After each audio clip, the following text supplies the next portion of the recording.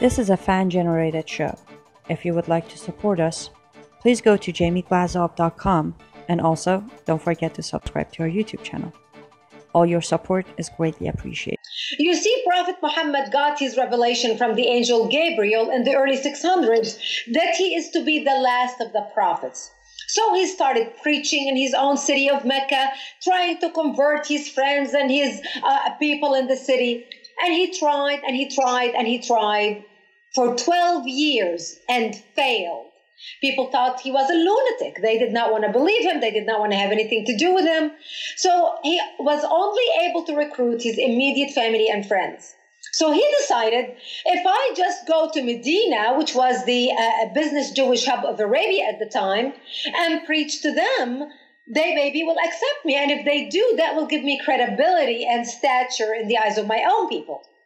So in order to do that, Muhammad decided to borrow a lot from the Old Testament and incorporate it into his religion.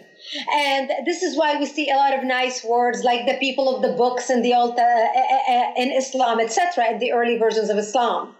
So Muhammad thought, if I borrow a lot from the Old Testament, it will make my religion more palpable to the Jews. For example, Jews don't eat pigs, Muslims don't eat pigs. Jews pray a few times a day, Muslims pray a few times a day. Jews fast on Yom Kippur, Muslims fast on Ramadan. So Muhammad packaged his religion and he went to Medina and started preaching. And he tried to preach to the Jews. And finally the Jews said to him, no, thank you very much. We accept you as a guest in our city. You are the prophet. Okay, fine. But we like our own religion and we're not changing.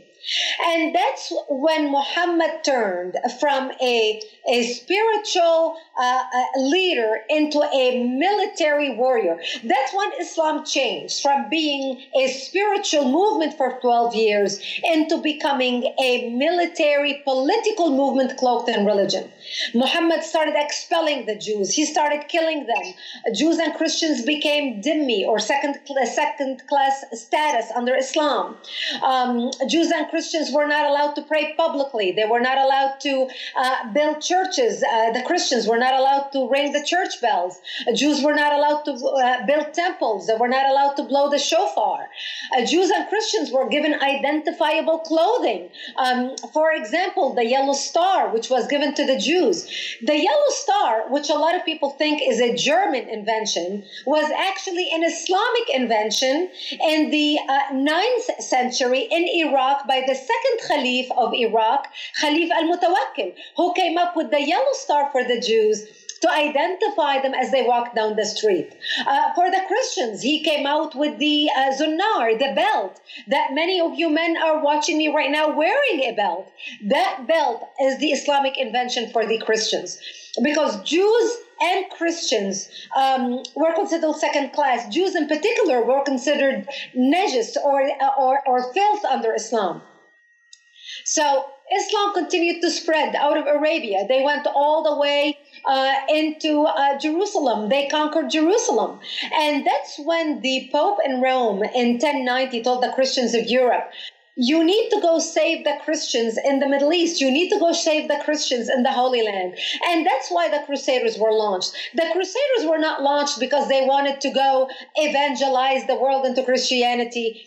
The Crusaders were launched to liberate Jerusalem. And they were able to liberate Jerusalem for less than 100 years before Saladin took the city back. And Jerusalem remained under Islamic control until the year 1967, when the State of Israel liberated Jerusalem and Christians, Jews, and Muslims were able to worship under the same sky.